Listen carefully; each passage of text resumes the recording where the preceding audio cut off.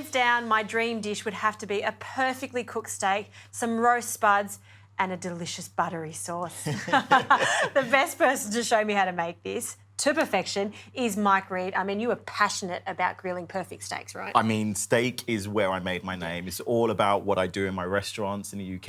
Yes. Yeah, I'm going to show you a beautiful steak recipe today with the perfect roast potatoes. Little bit of a jazz up on the classic, but still, you know, all those flavours which hit right home. May I mention, he's that passionate about steaks. He's even got a tattoo of all the cuts of steak on his arm. I love it. I love your passion. Just in case I forget where it comes from, you know, when I'm talking to my guests in the restaurant, I can just show them. Makes it easy.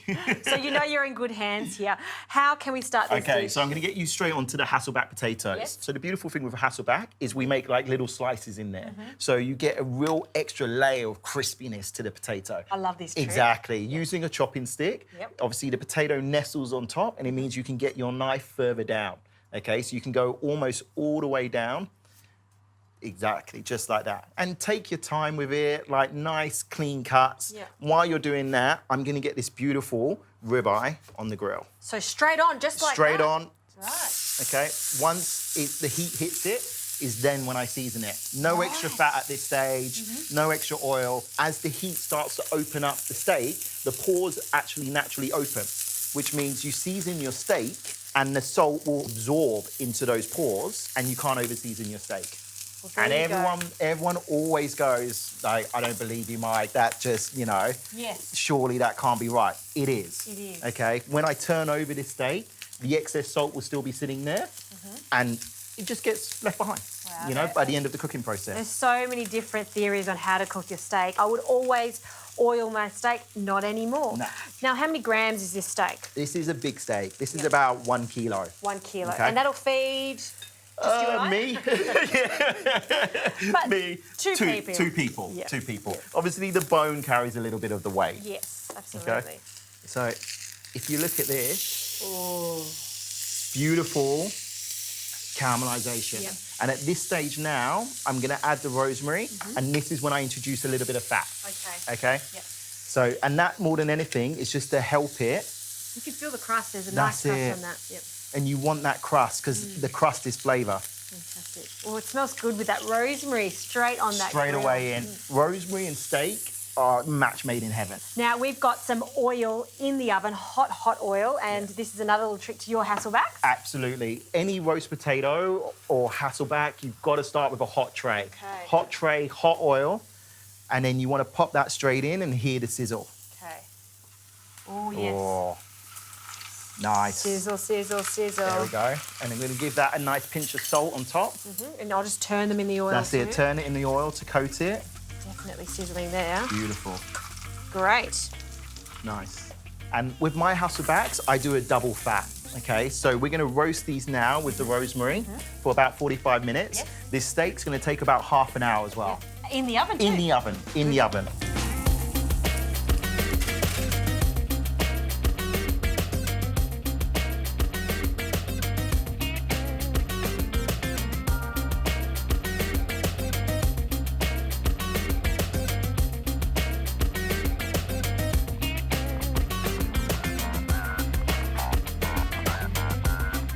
Right, gonna make a beautiful blue cheese sauce now. Very, very simple. 2 egg yolks. Simple for you, but... Yeah, fair play. I do get that a lot. I know, you do.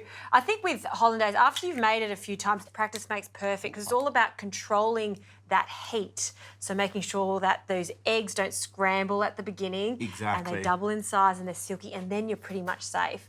And this is also another tip, is to have your butter, clarified butter. Absolutely. Have your butter clarified already, you know, so just melt it basically. Exactly. So what did you put in there? So at the moment we've got the 2 egg yolks and some white vinegar. And then with the bain marie, just make sure your bowl doesn't touch the water. Yeah. Biggest fail what people usually have is that they have a lot of water boiling away underneath, and then the yolk will start to scramble, okay? So let's talk about blue cheese hollandaise. I've actually never had a blue cheese hollandaise before. It's a great way of having a blue cheese sauce, which is a classic with a steak, but taking that hollandaise richness and giving it the funk of a blue cheese, you know? Cool, and I love my blue cheese. This one's a semi-hard blue cheese. We're just going to take the crust off it. And do you want me to crumble that? Yes, please, just crumble. So essentially that's going to just melt into the buttery sauce. That's it. So last stage with this is you add in the blue cheese and let it just melt in. Wow. Okay, so the warmth of the sauce will just melt it, and then you get those stringy little blue dots throughout your hollandaise. It's just great. It's a really great flavour.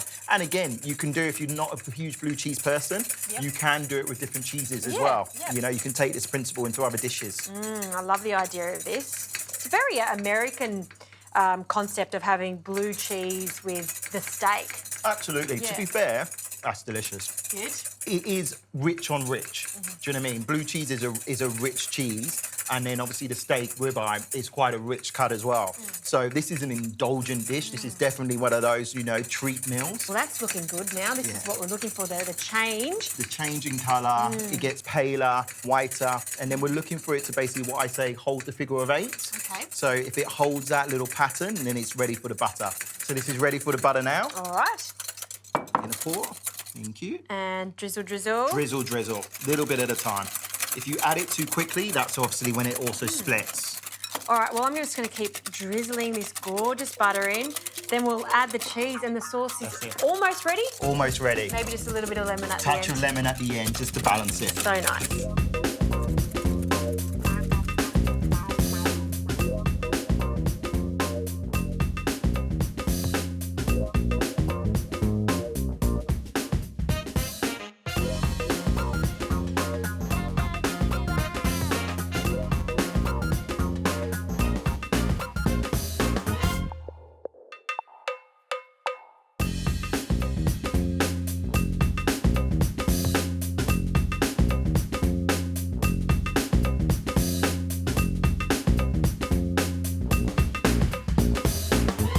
So we've got the steak out, we've got the potatoes out, we've got some foaming butter here.